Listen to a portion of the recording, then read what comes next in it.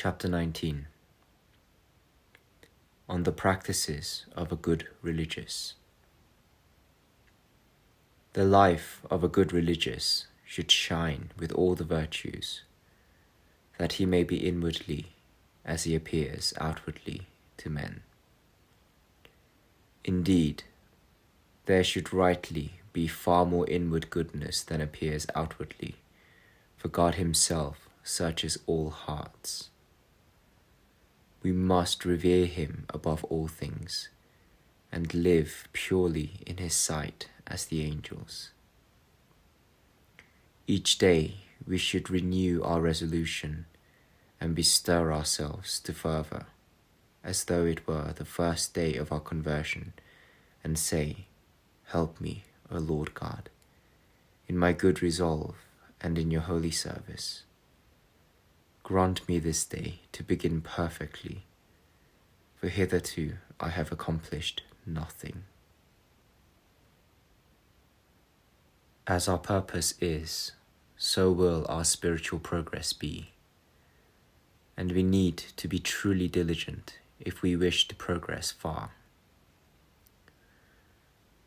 For if a man of firm resolution often encounters failure, how can any who seldom makes any firm resolve achieve anything? We fail in our purposes in various ways, and the light omission of our spiritual exercises seldom passes without certain loss to our souls. The resolution of good men depends more on the grace of God than on their own wisdom, and they put their whole trust in him in all their undertakings. Man proposes, but God disposes, and man's destiny is not in his own hands.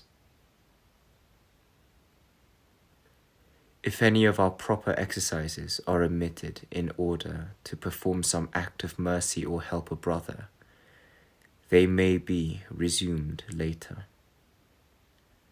But if they are lightly set aside out of sloth or carelessness, this is blameworthy indeed, and will prove harmful to our souls. Try as we will, we shall still fail all too easily in many things. Nevertheless, we should always have a firm resolve, especially against such faults as most hinder our progress. We should carefully examine and order both our inner and outer life, since both are vital to our advance. Although we cannot always preserve our recollection, yet we must do so from time to time, and at least once a day, either in the morning or the evening.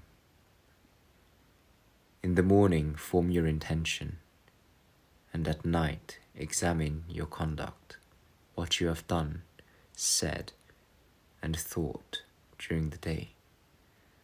For in each of these you may have often offended both God and your neighbour. Arm yourself manfully against the wickedness of the devil. Control the appetite, and you will more easily control all bodily desires. Never be entirely idle, but be reading or writing, in prayer or in meditation, or else be engaged in some work for the common good. But undertake manual employments with discretion, for they are not to be practiced by all men alike. Those spiritual exercises which are not obligatory should not be made in public. For whatever is purely personal is best done in private. Take care not to become careless in the common observances, preferring your own personal devotions. But when you have fully and faithfully fulfilled all that you are bound to do, then, if there be time left, employ it in your own devotions. All cannot use the same kind of spiritual exercises, but one suits this person and another that. Different devotions are suited also to the seasons, some being best for the festivals and others for ordinary days. We find some helpful in temptations, others in peace and quietness. Some things we like to consider when we are sad, and others when we are full of joy in the Lord. At the great festivals, good spiritual exercises should be renewed, and the prayers of the saints implored more fervently than ever. From one festival to another, we should resolve so to live, as though we were then to depart from this world and come to the heavenly feast.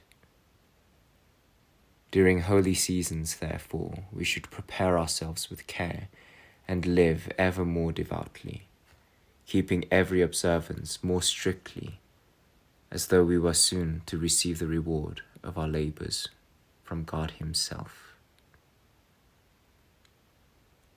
If this reward be delayed, let us consider that we are not yet ready or worthy of the great glory which will be revealed in us at the appointed time, and let us strive to prepare ourselves better for our departure from this world. Blessed is the servant, writes Luke the evangelist, whom the Lord, when He comes, will find ready. I tell you truly that He will set him over all His possessions.